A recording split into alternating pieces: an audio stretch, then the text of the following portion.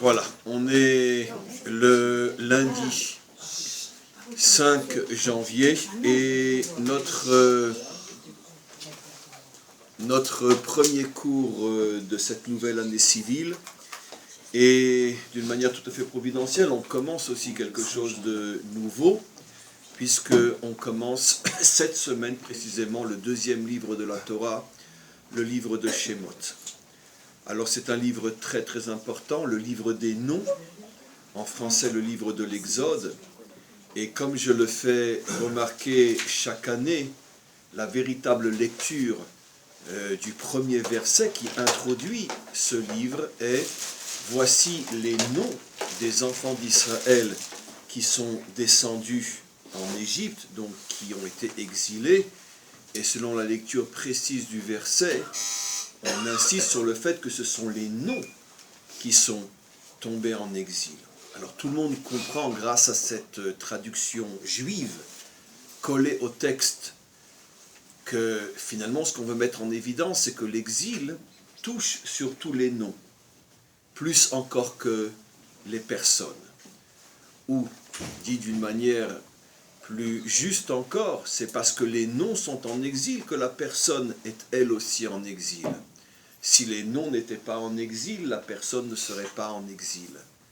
Qu'est-ce que signifie que le nom est en exil? Comme je l'ai expliqué déjà l'année dernière et l'année d'avant, et je le redis cette année, le nom, comme on le sait, c'est l'identité. En exil, la première chose qui se passe, c'est la perte d'identité. On a perdu notre identité. Avant de venir ici, on s'appelait Françoise, on s'appelait Patrick, et au-delà du fait que l'on s'appelait Françoise et Patrick, et on s'appelle peut-être toujours en Israël Françoise et Patrick, mais en tous les cas, dans ce nom qui était notre nom d'exil, il y a beaucoup plus qu'un nom. Il y a toute une identité, c'est-à-dire tout un état d'esprit, une manière de penser, une manière de parler, une manière d'être. On revient en Israël, Françoise va s'appeler Sarah. Elle s'appelait déjà Sarah en France, mais elle n'utilisait jamais son nom juif. Son nom juif était caché à l'intérieur, au plus profond de son identité non juive, qui était Françoise. De même, Patrick va s'appeler peut-être Avraham. Il s'appelait déjà Avraham. À chaque fois qu'il montait à la Torah, on ne disait pas que Monsieur Patrick monte à la Torah. On disait que Monsieur Avraham ben Réhouven monte à la Torah. Mais c'est une identité qui n'était pas du tout utilisée, que très rarement, et ce n'était pas l'identité qui nous collait à la peau, c'était Madame Françoise et Monsieur Patrick. Et donc c'est la raison pour laquelle la Torah met en évidence que, au-delà de tous les dégâts que cause l'exil, c'est la perte d'identité. Alors, je voudrais revenir sur cette notion. J'ai donné un autre cours hier soir où j'ai prévenu mon public que j'allais reparler de cette notion. Et on va essayer de creuser ensemble une fois de plus, comme on le fait chaque année. Pas mal de choses que je vais dire ont déjà été dites, mais elles sont toujours extrêmement importantes à être répétées, parce que de toute façon, on les a oubliées d'un cours à un autre, à plus forte raison d'une année à une autre. On sait, je vous l'ai expliqué des milliers de fois, que les 5 livres de la Torah sont appelés par nos maîtres la Mappa, c'est-à-dire donc le plan fondamental de toute l'histoire humaine, jusqu'à la délivrance finale et bien plus encore. Chacun des personnages, chacun des récits, chacun des événements fait allusion à l'histoire qui va se dérouler tout au long du projet divin, et les personnages qui individuellement représentent des personnes précises dans la Torah font allusion à des parties du peuple juif ou à des parties de l'humanité. Avraham, c'est pas seulement Avraham, c'est une partie du peuple juif. Pareil pour Yitzhak, Yaakov et les autres.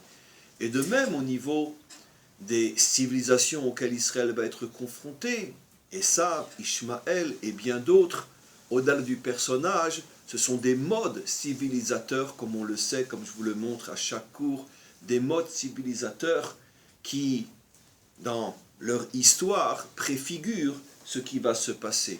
J'oserais presque dire que si on avait la sagesse impossible, rassurez-vous, mais la sagesse parfaite qui nous permettrait de comprendre dans les moindres détails jusqu'aux profondeurs les plus cachées ces récits bibliques, on saurait à l'avance ce qui va se passer dans l'histoire. Mais évidemment, cette sagesse n'a été donnée à personne, sinon l'histoire n'aurait plus aucun sens. Mais quoi qu'il en soit, pourquoi je refais une fois de plus cette introduction capitale? Parce que ce qui nous intéresse maintenant, c'est l'exil. Or, la Torah fait bien sûr référence à l'exil avant qu'il ne commence, dans le livre de Shemot, et comme vous le savez, la première fois que l'on fait référence à l'exil dans la Torah, c'est plusieurs siècles auparavant, presque 400 ans auparavant, avec Abraham. Abraham, dans la première paracha qui parle de lui, il y a un moment qu'on appelle le moment de l'alliance des morceaux, où Hachem se révèle à Abraham, une fois de plus, car dans cette paracha il se révèle de nombreuses fois à lui. Il se révèle à Abraham et il lui dit Yodea teda ki ger yezaracha be'eretz lo lahem ve'avdu otam 400 shana ve'acharechen yetzu berechush gadol ve'gam et ha'am hagoy asher ya'anu oto dan anochi.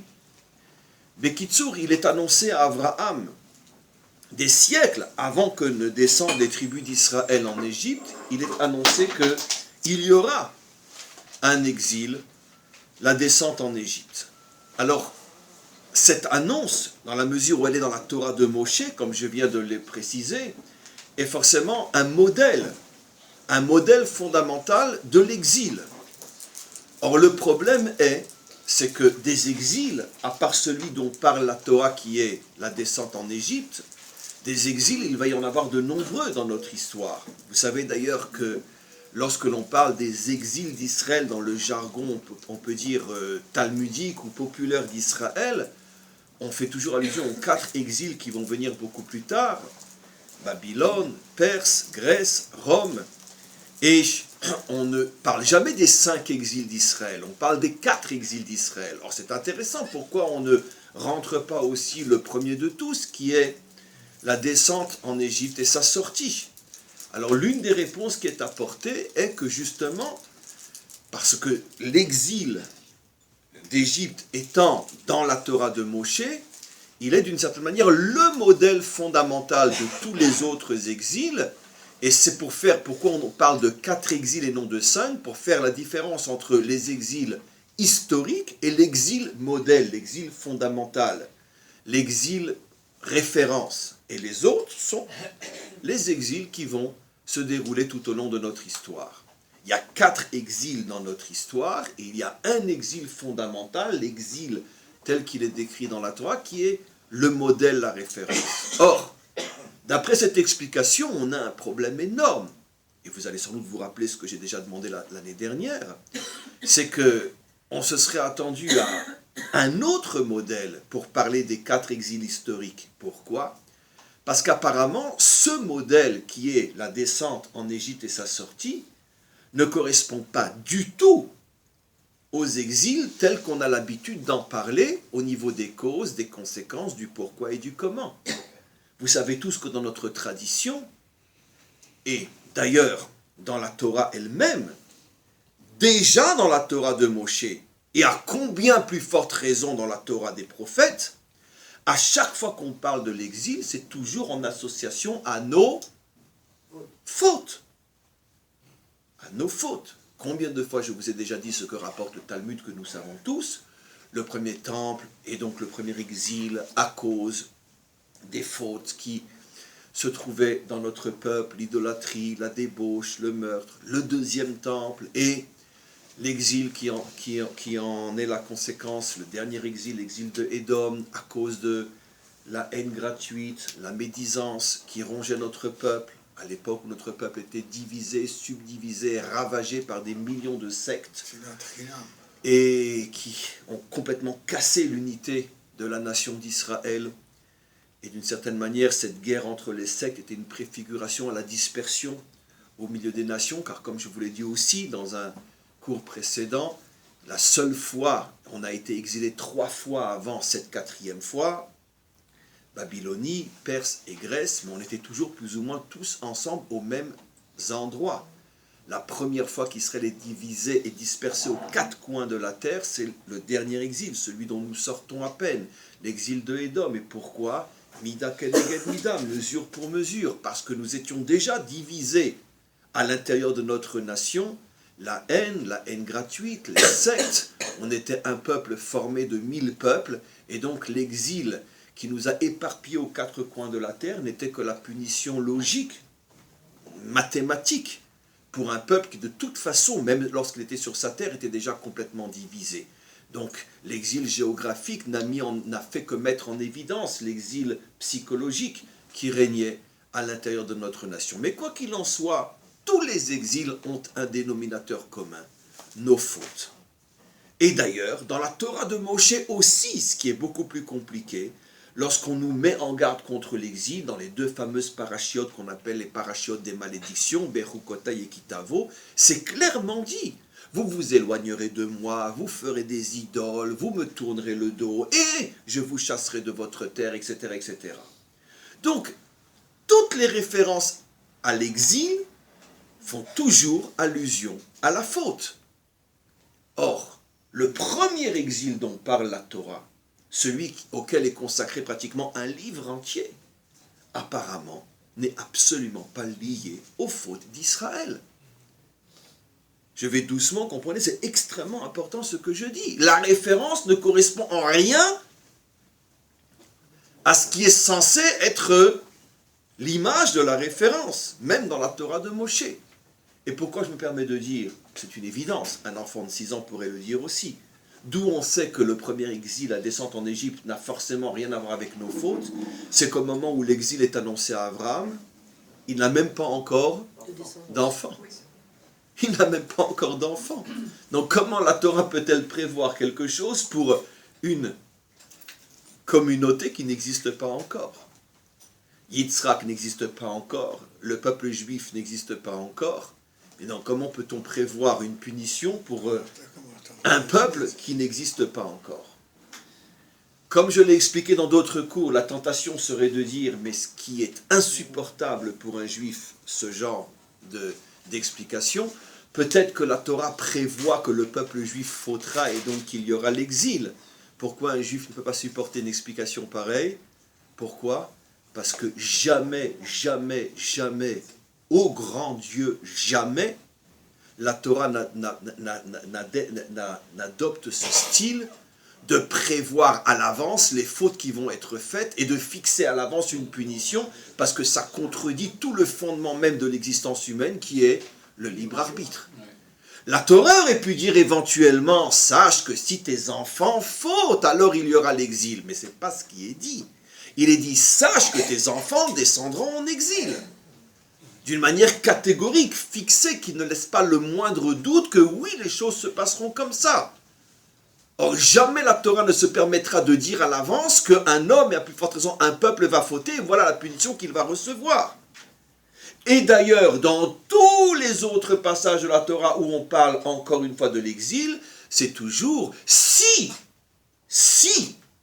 parce que comment la Torah peut savoir à l'avance qu'on va fauter ou non? Où est le libre arbitre? Et là, en ce qui concerne le premier, la Torah est affirmative. Yodéa, Teda, sache, et on insiste à 2 reprises, Yodéa, Teda, sache et mets-toi bien dans la tête que ta descendance descendra en Égypte, etc. Donc comment le modèle peut-il contredire tout ce qui va sortir de ce modèle?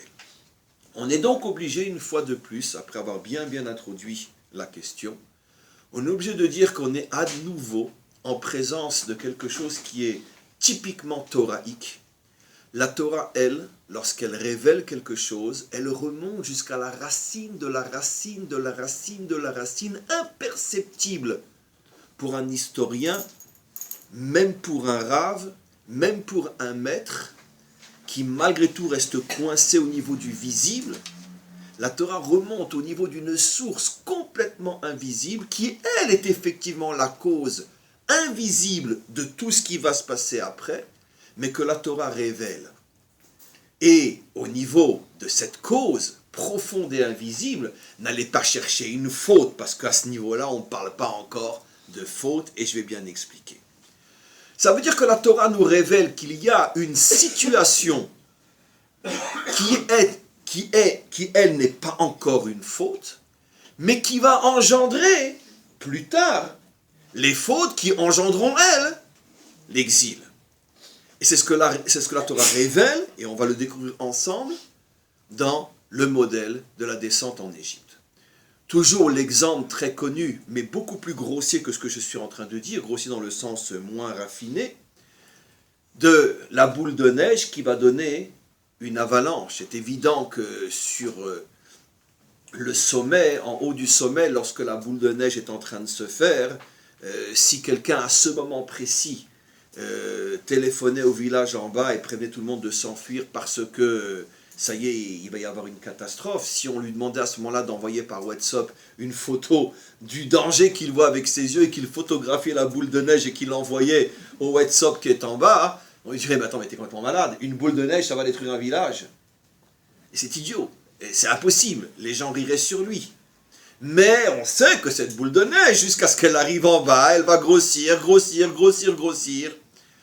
Donc, c'est faux de dire que c'est la boule de neige qui a détruit le village, car la boule de neige ne détruit pas le village. Mais c'est juste de dire que c'est la boule de neige qui a détruit le village, parce que sans la boule de neige, il n'y aurait pas eu l'avalanche. Donc la Torah s'intéresse à la boule de neige, qui elle va être la cause de toutes les fautes dont parle après la Torah elle-même, les prophètes et nos maîtres. Quelle est la boule de neige?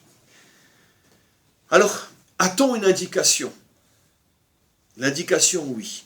Là, à nouveau, dans la réponse que je vais commencer à révéler et construire devant vous, on assiste une fois de plus à un dévoilement typiquement thoraïque, le génie divin, si j'ose dire, de la langue hébraïque, de la langue thoraïque, de la langue biblique. Dans les mots eux-mêmes se trouve toute la sagesse et toute la réponse. Comme j'ai déjà souvent expliqué, dans aucune langue on a ce phénomène que le mot lui-même est le sens de la chose. Allez comprendre ce qu'est une table dans le mot table. Allez comprendre ce qu'est une chaise dans le mot chaise.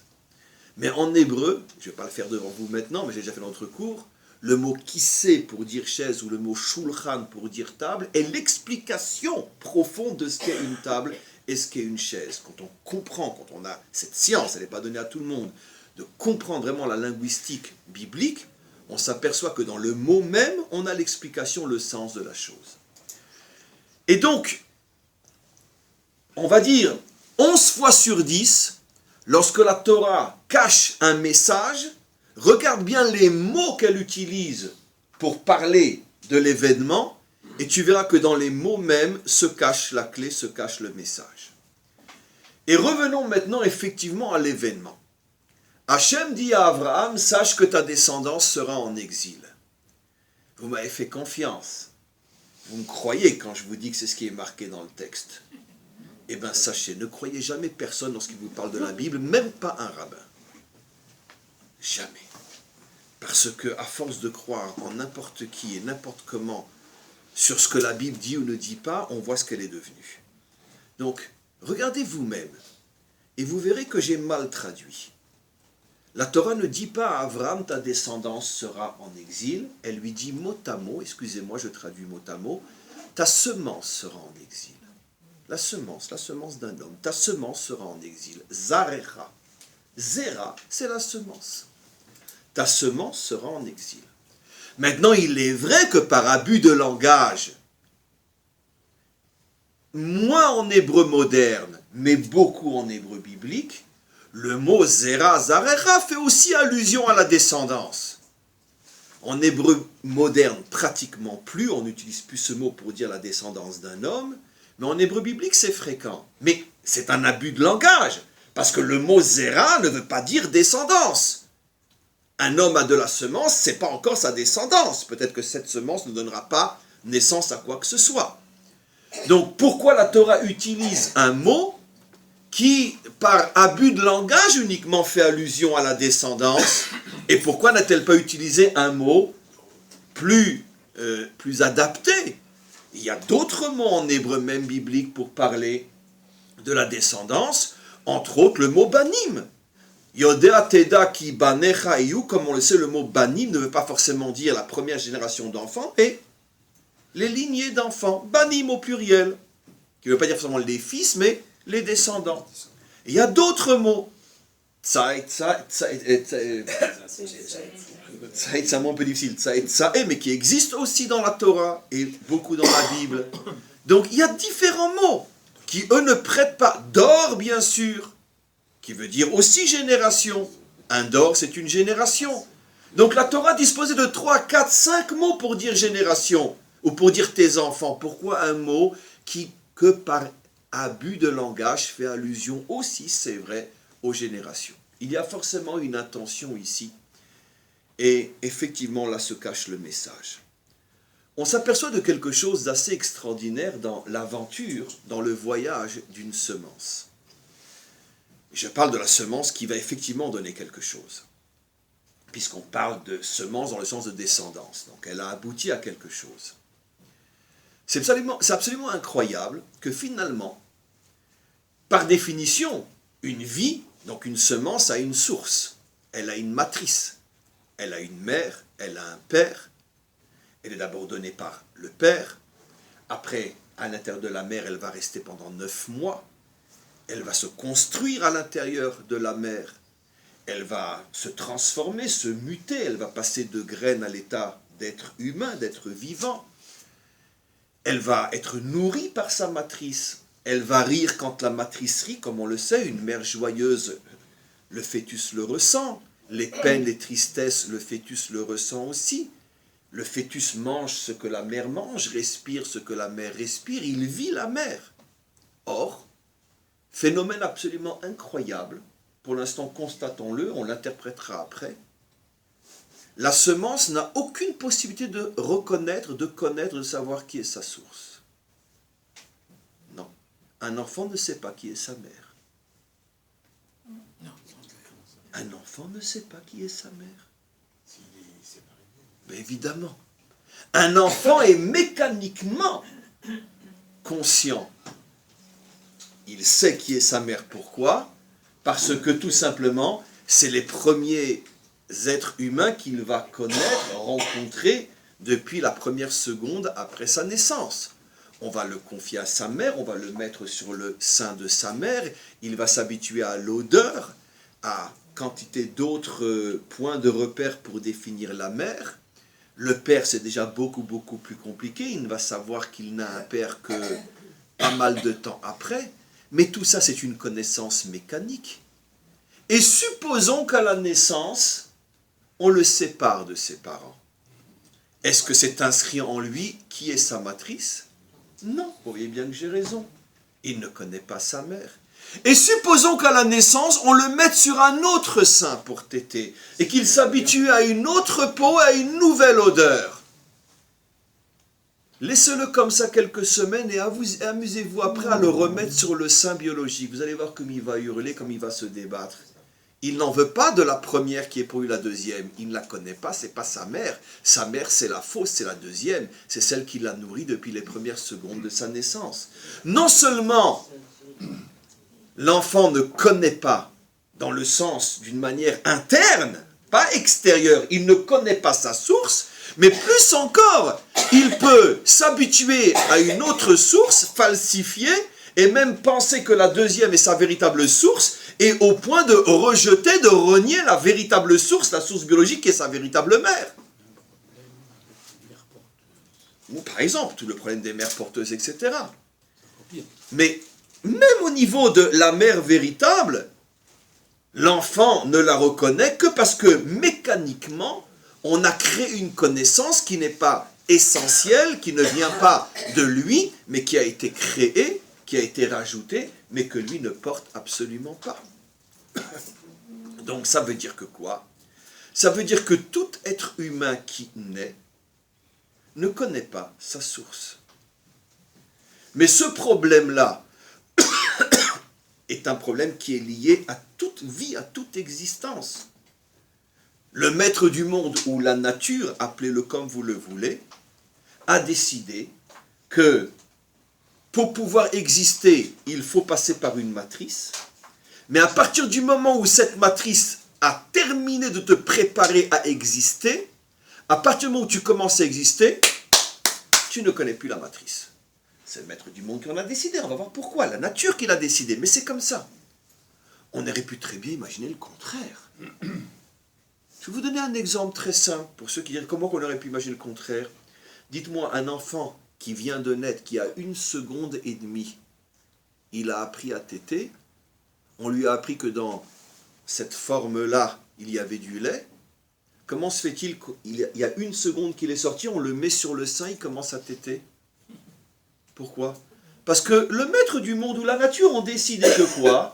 Que cette connaissance, il l'a d'une manière instinctive en lui. Bien sûr. Et quantité d'autres réflexes qui sont le propre de la nature humaine. Évidemment. Ça ne nous étonne pas, tiens. Mais comment il sait qu'on tète à cet endroit-là? On lui a jamais appris.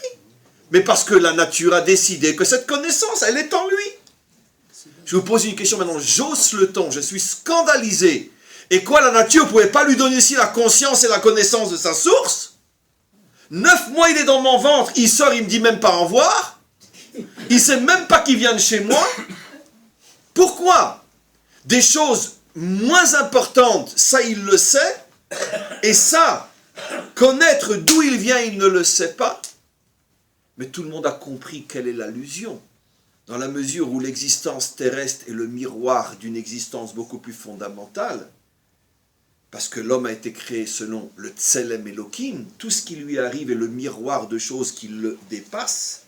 On comprend très bien que si déjà l'enfant, qui est beaucoup plus proche de sa mère que de Dieu, dans la mesure où ce sont 2 humains, les deux chairs, les deux, qui ont été en contact réel, voire même l'un dans l'autre pendant si longtemps, il suffit d'1 seconde, le temps de la sortie, pour que l'enfant ne sache plus d'où il vient. Alors comment voulez-vous qu'un humain puisse connaître sa source créatrice qui est le maître du monde? C'est impossible. C'est évident que l'homme ne peut pas savoir qu'il a été créé par Hachem. On ne peut même pas lui reprocher de ne pas savoir. Vous répéterez pas ce que je vous dis, comme je dis toujours. Si quelqu'un me vient et me dit « moi je ne crois pas en Dieu, parce que pourquoi je croirais en quelque chose ?» Je veux dire, il me paraît beaucoup plus normal que celui qui vient et qui dit « non, non, Dieu existe, c'est lui qui m'a créé, c'est lui qui dirige le monde. » Je dis « mais là, il paraît ce bonhomme. » Je dis « mais attends, mais ça, non, oh là là, ça y est, je vais perdre mes élèves. » Comprenez ce que je vous dis. C'est plus naturel de dire « je ne crois pas en Dieu » que de dire « je crois en Dieu ». Parce que je ne crois pas en Dieu, c'est tout simplement le constat d'une réalité. Je ne connais pas ma source, donc pourquoi je vais décider que c'est elle plus qu'une autre? Mais affirmer avec une certitude, comme si je voyais, comme le mur que je vois en face de moi, c'est évident que Dieu existe, c'est ma créé, mais d'où tu le sais? C'est contraire à la nature des choses, puisque le créé ne connaît pas sa source. Après, on verra pourquoi.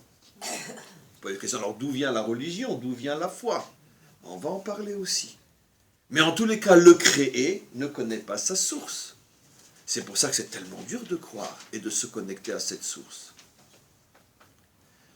Alors maintenant, mes amis, je vais vous traduire en français biblique ce qu'est l'exil. Yodea teda ki ger yezaracha signifie que, et tu sauras que ta semence sera en exil.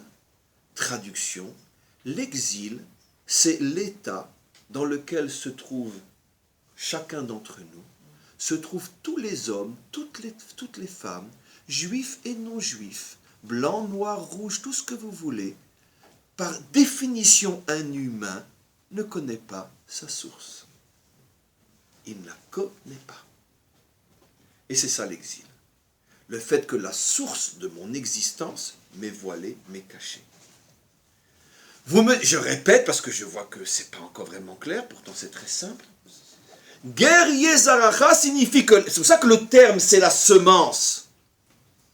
Pourquoi la semence? Pour montrer l'absurde de la situation. Une graine qui va être construite du début jusqu'à la fin par une matrice pendant 9 mois, Et cette graine s'en va, elle ne dit pas au revoir. Et quand tu l'appelles, tu dis, mais dis-moi, tu ne sais pas dire merci? Qu'est-ce qu'elle te répond, cette graine? Mais qui tu es, toi? Je ne te connais pas. D'accord? Elle ne le dit pas lorsqu'elle sort du ventre de sa mère, la graine. Elle va attendre 13 ans pour le dire. Vous savez quand? Pendant la puberté. Là, cette graine, elle va parler. Elle va dire à son père et à sa mère, mais je vous ai rien demandé, vous, il ne fallait pas me mettre au monde. Mais qui vous êtes, vous, pour me donner des ordres? Mais moi, je n'ai pas besoin de vous, je me débrouille tout seul. Ben oui. 13 ans, elle attend la graine pour dire ce qui était déjà au plus profond d'elle depuis la seconde où elle est née. Je te connais pas, je te dois rien. Je ferme la porte et je m'en vais, je peux vivre tout seul. C'est d'autant plus vrai que sur le plan terrestre, la graine devenue humaine peut aussi vivre tellement indépendant de sa source que même une fois après que la source est morte, elle peut continuer à vivre. C'est bien la preuve que je n'ai pas besoin de toi. Et donc, qu'est-ce que nous dit la Torah? L'exil, c'est cette situation absolument incroyable dans laquelle se trouve l'être vivant. Il ne connaît pas sa source. Donc, ce qui signifie qu'en vérité, est-ce que l'exil est un phénomène juif? Mais non. L'exil, c'est la situation essentielle, fondamentale, dans laquelle se trouvent tous les humains. Alors pourquoi on fait de l'exil une spécificité juive? Pourquoi? Parce que justement, en tant qu'échantillon du genre humain, la Providence va nous faire vivre sur le plan historique l'exil qui sur le plan psychologique existe partout où il y a un être humain.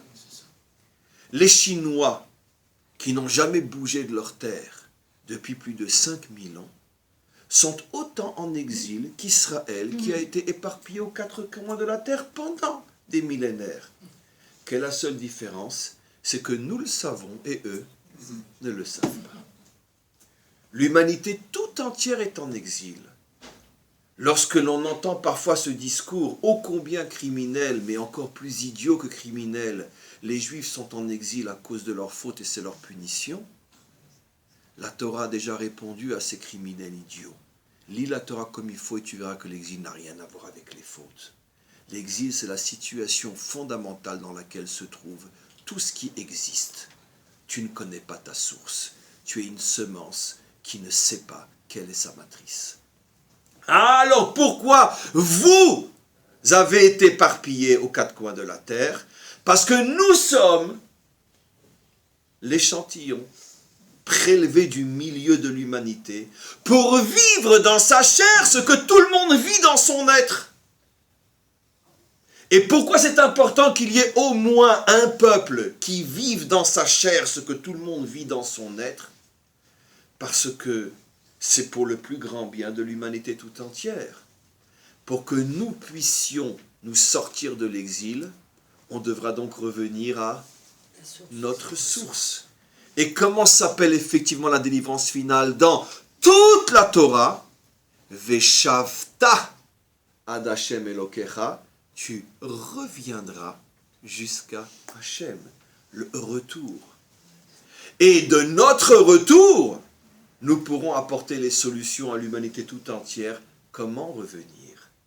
S'il n'y avait pas eu un peuple qui soit historiquement en exil, personne sur terre n'aurait su que nous sommes en exil. Personne ne se serait vraiment posé la question fondamentale, mais quelle est la source? Personne ne serait revenu à la source. Mais dans la mesure où il y a un peuple qui, lui, se débat historiquement avec la dispersion, l'exil n'est plus seulement en lui, mais à l'extérieur de lui. Lorsqu'il va se débattre pour sortir de l'exil, il reviendra et ramènera aussi tous les peuples, même s'ils sont toujours restés sur leur territoire de naissance, tous les peuples reviendront aussi à cette source.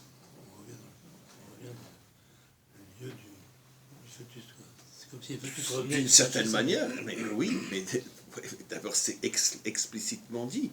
D'après les codes bibliques, le corps de Adam a été formé à partir de la terre de Jérusalem. Et donc le retour géographique à Jérusalem, c'est bien le retour de l'humanité tout entière à sa source, à sa matrice. Et c'est ça le retour. Alors maintenant, quel est le lien entre l'explication de l'exil qui signifie la non-connaissance de la matrice, l'histoire d'une semence, et l'exil tel que va en parler plus tard la Torah et à plus façon les prophètes liés aux fautes, mais parce que l'un est la conséquence de l'autre. Qu'est-ce qui fait que l'homme faute? C'est parce qu'il ne connaît pas sa source. Parce que s'il connaissait sa source, est-ce qu'il pourrait fauter? Si un adolescent était profondément, essentiellement conscient qu'il doit sa vie et son existence à son père et sa mère, il les enverrait balader lors d'une crise d'adolescence, et des fois pire encore. Mais parce qu'il n'en a pas vraiment conscience. C'est une connaissance scolaire. Voilà, nos ancêtres les Gaulois, mes ancêtres, mes parents. Et donc, dans la mesure où ce n'est pas une connaissance qu'il vit de tout son être, au moment d'un conflit, hop, il les envoie balader. Je parle bien sûr de l'adolescence standard, non travaillée, bien évidemment. Celle qui est l'adolescence de la majorité des adolescents. Elle est nécessaire. Comment? Elle est nécessaire. On va y arriver, c'est la deuxième partie, bien sûr. Bien sûr que c'est nécessaire. Mais c'est ce qui se passe.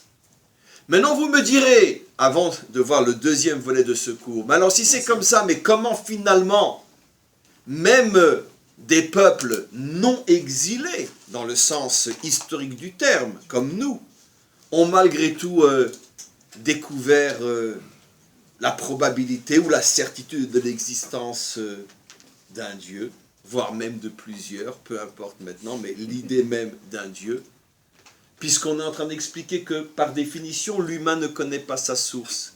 Écoutez bien l'explication, vous allez voir, c'est incroyable. Alors d'où vient finalement la foi, la croyance? Peu importe en un Dieu, un ou plusieurs, ça reste une foi ou une croyance. Comment c'est possible? Avant de répondre à cette question, je vous ferai remarquer que Abraham n'a pu connaître Hachem qu'à partir du moment où il a accepté de s'exiler. Bien que pour lui, il s'agit d'aller vers la terre d'Israël, mais pour lui, il s'agit d'un exil, puisque c'est ça son épreuve. Lech lecha, va-t'en, quitte, arrache-toi à toutes tes certitudes, à toutes tes constructions, à tout ce que tu as toujours été. Ce qui va devenir pour nous après le lieu du retour et pour lui le lieu de l'exil. Pour lui, Israël, c'est comme si on parlait à notre époque à un juif de Jérusalem de partir ailleurs dans un autre pays. Puisque pour lui, à Miami, c'est pire encore que l'exil. Et donc, justement, c'est pour ça que j'ai aucune chance d'y rester. Et donc, parce que lui, ce qu'il connaît, c'est la Babylonie. Il ne connaît que ça. Donc on lui dit, et la preuve, c'est qu'on lui dit, quitte ta terre, Artsecha. Et c'est à cette condition qu'Hachem se révèle à lui. Et de là, on comprend bien, quand on sait bien comprendre les choses, que le premier juif n'a pu connaître Hachem qu'à partir du moment où il a été capable de s'exiler, se déraciner. Donc on voit que la connaissance véritable de Dieu est liée à l'exil. Alors je reviens maintenant à ma question. Alors on n'est pourtant pas les seuls à avoir la foi et la croyance. Quand je parle des seuls, je ne parle pas de tous les juifs. Je parle du modèle juif, car qu'on est loin en tant que peuple d'être différent des autres. Mais alors, la foi, elle existe malgré tout. La réponse est évidente.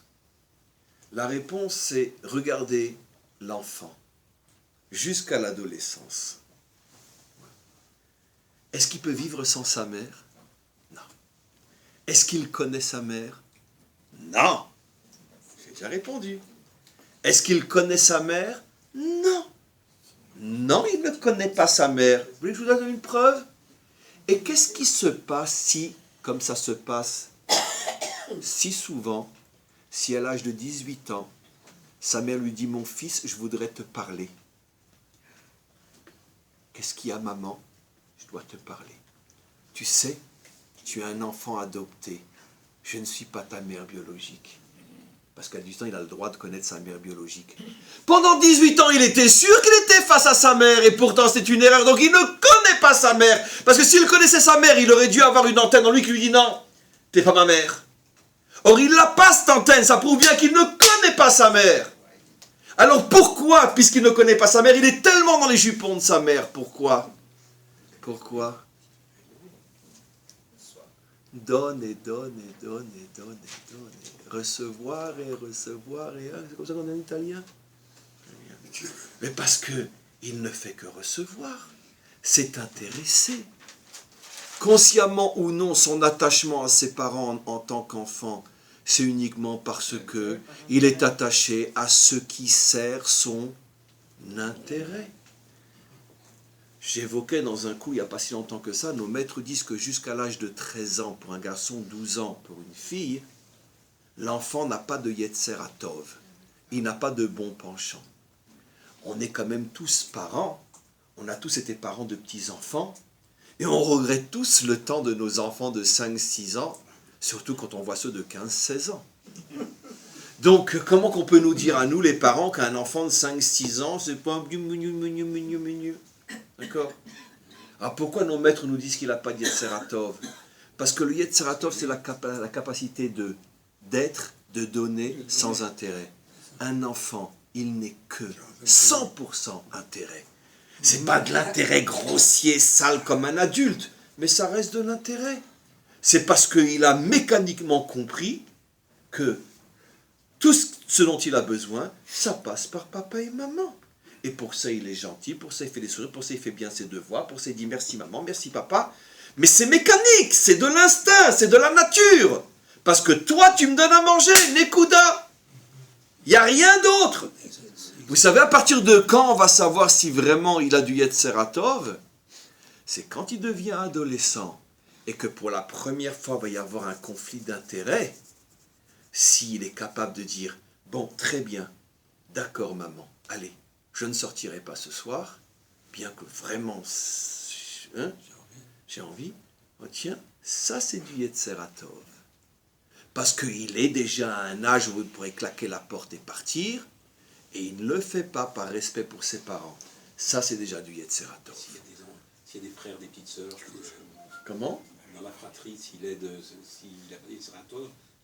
Si lui-même il a encore un enfant, ça reste du mécanique, de l'instinct mécanique, parce que ça fait partie d'un jeu de force. J'aide, je suis aidé, je fais plaisir à maman, je fais plaisir à papa, etc. Mais va dire à un adolescent de 16 ans qui a déjà préparé sa sortie, d'accord, Shimon, tu restes à la maison ce soir parce que j'ai personne pour garder ta petite sœur. Vous allez voir s'il va la garder, la petite sœur, avec autant de plaisir que quand il avait 6 ou 7 ans. Et vous allez vous rendre compte qu'en vérité, il n'a jamais gardé sa sœur. Il n'a fait que ce qui lui faisait plaisir. À 6 ans, 7 ans, ça lui fait plaisir de jouer avec un bébé de 2 ans. À 16 ans, ça lui fait plus plaisir. Il ne restera pas à la maison. C'est mécanique. Ce qui veut dire qu'en vérité, cette reconnaissance de la source, soi-disant, c'est uniquement de l'intérêt. Mes amis, je vais être très méchant comme j'ai l'habitude de l'être. 99,9% des religions, des croyances et des croyants, c'est tout simplement de la relation maman-enfant. C'est de l'intérêt. Donne-moi la santé, donne-moi la réussite, donne-moi la victoire, donne-moi la vie. D'accord? C'est du zéro nul, ça vaut rien. 99,9% des croyants sont des petits bébés. 100% des religions, c'est tout simplement de la maternité. On reconnaît sa source parce qu'on en a besoin. Nekuda. Et si j'en ai pas besoin, plus de maman. Simplement qu'il y a des êtres qui ressentent le besoin de se coller à une force surnaturelle plus que d'autres. C'est une question de nature. Il n'y a aucune différence entre un croyant et un athée, au niveau de la grande majorité des croyants et des athées. L'athée, ce qui lui donne de l'assurance, c'est son compte en banque. Le croyant, c'est notre Père qui est au ciel. C'est la même chose. C'est que je construis ma force sur une assurance, ma maman. La preuve que j'ai toujours, quelqu'un dans le danger, qu'est-ce qu'il dit? Maman ou mon Dieu? Vous remarquerez, mais c'est incroyable. Mais vous savez qu'il y a un doctorat de psychologie à faire là-dessus sur ce que je dis. Comment se fait que ce sont les deux mots qui sortent face à un danger? Ou maman ou mon Dieu? Parce que c'est la même chose pour 100% des hommes. Le bon Dieu, c'est ta maman. Nékouda. C'est pas ça, reconnaître sa source. Reconnaître sa source, c'est quand tu es en crise d'adolescence. D'accord? C'est quoi? Tu m'as tout pris. D'accord? Ou tu ne m'as rien donné. Ni la santé, ni la parnassa, ni la vie. Et je reste accroché à toi, alors que tu ne sers pas du tout mes intérêts, et je reste fou et follement accroché à toi. Ça, c'est déjà beaucoup plus sérieux. Ce type de croyance, c'est très, très, très, très, très rare. Ça veut dire, entre autres, sortir d'Auschwitz, et la première chose qu'on demande aux soldats américains, c'est vous n'auriez pas une paire de tefilines, avant même de demander une gamelle avec de quoi manger, comme ça s'est répété, les témoignages. Combien de soldats ont témoigné qu'ils sont fous, ces juifs? Ils nous rendent compte, ce sont des squelettes qui tiennent à peine, ils demandent une paire de tefilines, avant de demander à manger. Ça, c'est déjà autre chose que maman. Ça, c'est déjà la preuve que je ne cherche pas une source intéressée. C'est tout simplement une reconnaissance. Je sais qu'il y a cette source, même si elle ne m'apporte rien et même si elle m'a tout pris. À vision humaine, bien évidemment. À vision humaine. Alors attention, je n'ai jamais dit que seuls les Juifs sont capables de cette reconnaissance. Chas v'shalom. Mais en tant que peuple, on est le seul. Chez les nations, ce sont des millions d'individus. Mais il n'y a pas dans l'histoire un peuple dont toute l'histoire va être le devoir de reconnaître sa source, malgré le fait que ça fait bien longtemps qu'elle n'est plus notre maman. En tant que peuple, c'est l'histoire unique du peuple juif. Cette capacité de continuer à être attaché à la source, sans rien recevoir d'elle, n'est pas la propriété des Juifs, mais en tant que peuple et nation, nous sommes les seuls. C'est plutôt la paternité que la maternité. Alors maintenant, le problème est de savoir comment qu'on arrive à cette chose-là. À partir du moment où justement, c'est pas naturel, on vient de prouver que pratiquement 100% des religions sont en vérité une grande farce, et que ce n'est pas différent d'un compte en banque, et que surtout ne vous laissez pas impressionner par celui qui vous dit « je crois en Dieu », parce qu'en fait ce qu'il est en train de vous dire c'est « je crois en mon compte en banque ». Donc, à partir du moment où c'est pas naturel de reconnaître une source qui n'est pas mon intérêt, alors comment malgré tout on y arrive? Alors la réponse a commencé à être donnée. Il ne faut simplement pas se tromper sur l'intention d'Hachem. Pourquoi il a créé les choses comme ça? Et pourquoi Hachem a créé la vie de cette manière? Pourquoi Hachem a enlevé la possibilité à la vie de connaître sa matrice? Pourquoi Hachem n'a pas inscrit dans les mécanismes de la vie que je sais d'où je viens? Ça serait quand même beaucoup plus naturel et beaucoup plus logique qu'on sache que le monde n'a pas été créé par le hasard, mais par le maître du monde. Pourquoi il nous le cache? Pourquoi il nous cache qui est notre mère et qui est notre père? Pourquoi il nous le cache? Mais la réponse est tellement évidente. Je m'excuse de la répéter devant vous, mais c'est une simplicité extrêmement puissante. D'accord? Quelle est la pire des choses qui puisse arriver à un être humain? Un vrai, d'accord? D'être le fils de Bill Gates et en plus que son papa soit un papa gâteux. Gâteau. C'est-à-dire qu'il me donne tout. Parce que dis-moi, où je suis moi là-dedans? Où je suis? Où j'existe? Où j'existe? Où est mon indépendance? Où est mon courage? Où est ma volonté? Où est mon indépendance? Où est ma liberté? Tu m'as déjà donné dans mon compte en banque, parce que je suis ton fils, de quoi nourrir 5 générations après moi. Où j'existe? Où j'existe?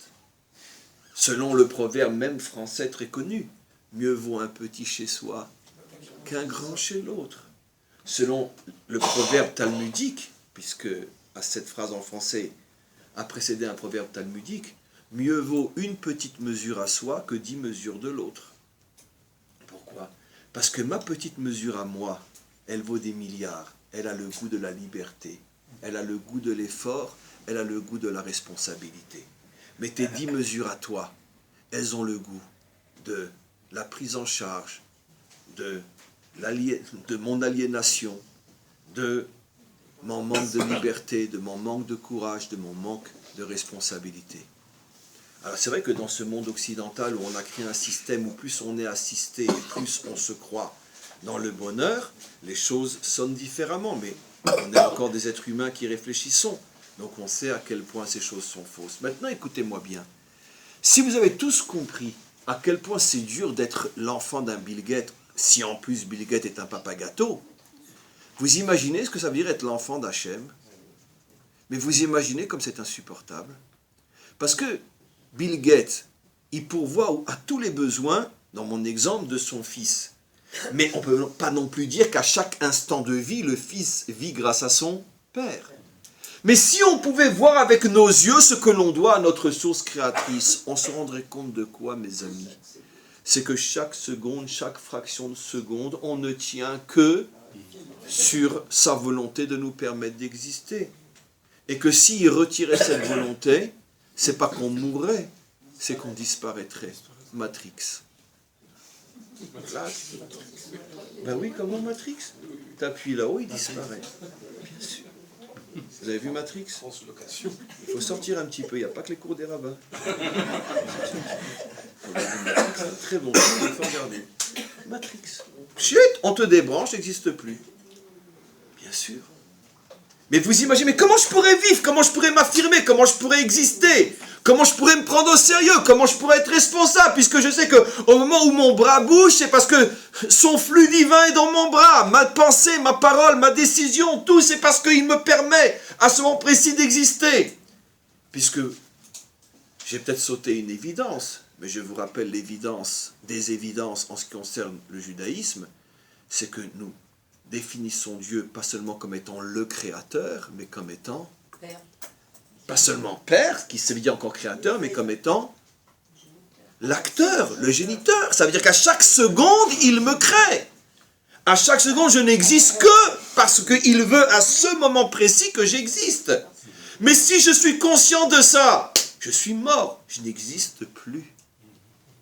Ce qui veut dire que, je vais le dire d'une manière que je n'aime pas, mais il n'y a pas un acte d'amour plus grand que celui que le maître du monde a fait en se voilant, en refusant de se montrer à nous. Parce que pourquoi c'est un acte d'amour? Pourquoi? Parce que je veux que vous aussi vous existiez. Je veux que vous aussi puissiez faire des choix, prendre des responsabilités, avoir du courage, vous investir, vous sentir libre et responsable. Si je vous révèle que je suis présent dans chaque milliardième de fraction de seconde de votre vie, mais on ne bouge plus. Même on a peur de penser, de peur de recevoir une claque, et si jamais il nous débranche, on ne peut plus voler, on ne peut plus rien faire, on peut plus... On a peur d'être débranché. Et comme on veut vivre très branché, alors, c'est pour ça qu'on ne sera plus des hommes, on sera des automates. Donc c'est la raison pour laquelle il a tout voilé. Et pour que cette notion du voilement, qui est la garantie de la vie, soit effectif, Hachem a voilé à tous les niveaux. Il s'est voilé lui-même en tant que source, il a voilé la source maternelle, il a voilé la source paternelle, il a tout voilé pour nous apprendre qu'on ne peut pas exister face à une source visible. Et alors maintenant, si j'analyse, je me dis, mais alors pourquoi il a fait ça? Je l'ai déjà dit, mais je recommande. Pourquoi il a fait ça? Mais pour m'obliger à être le responsable de mes choix. Et même si je n'ai pas un intérêt à faire ce choix. Parce que je ne suis pas en train de recevoir. À partir du moment où je comprends ça, là je vais aller trop loin dans ce que je vais dire, nuancer des milliards de fois ce que je vais dire, mais pédagogiquement parlant, je vais le dire d'une manière exagérée, j'en suis conscient. J'explique. Je pourrais presque dire, mais heureusement, Hachem, que tu n'as pas arrêté de nous taper dessus pendant des millénaires. Heureusement, Hachem, qu'on a été dispersés aux quatre coins de la terre, qu'on a dû passer par je ne sais combien d'atrocités, et de malheurs et de catastrophes. Parce que si malgré tout, après tellement de catastrophes, on est encore attaché à toi, c'est bien la preuve que tu n'es pas notre maman, toi. Tu es notre vrai Dieu.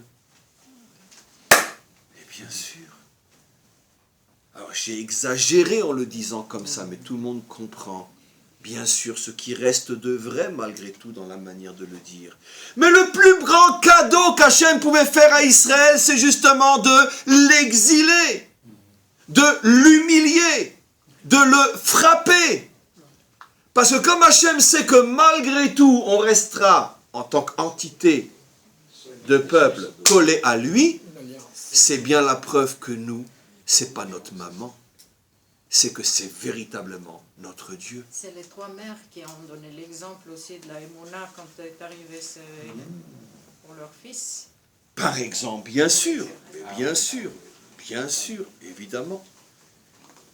Ce qui s'est passé avec les trois enfants, pour ceux qui n'auraient pas compris, cet été, avec les trois mères. Mais c'est un échantillon de toute l'histoire d'Israël.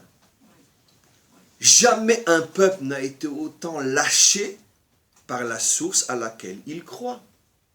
Jamais un peuple n'a été autant, entre parenthèses, Hachem, pardonne-moi, c'est pour le cours que je dis ça, n'a été autant trahi, abandonné par la source à laquelle il croit.